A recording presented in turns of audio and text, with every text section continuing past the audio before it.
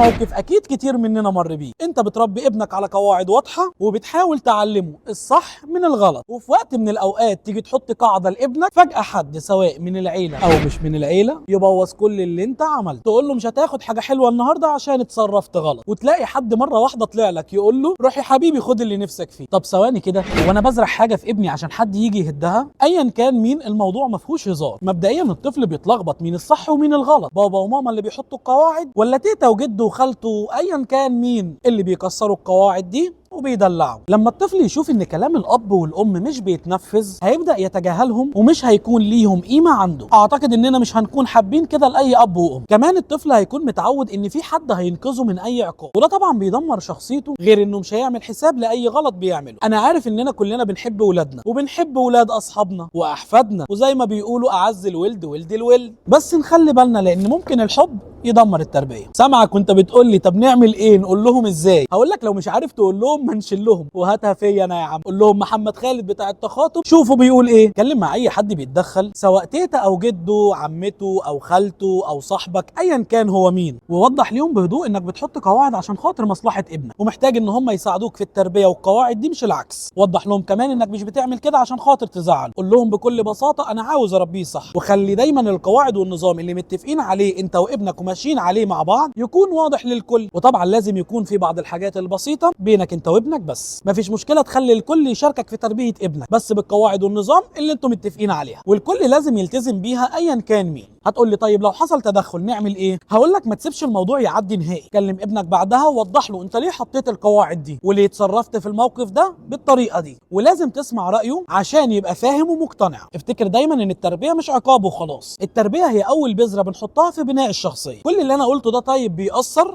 بيأثر جدا على ابنك، وكمان بيأثر على علاقتك بيه. الكلام اللي انا قلته ده كله انا بذكر نفسي بيه قبل ما بوجهه لاي شخص. لو مش هتساعد في بناء الطفل وتكوين شخصيته، على الاقل ما تكونش سبب في هدم التربيه وتدمير. وخلونا دايما ايد واحده. سلام.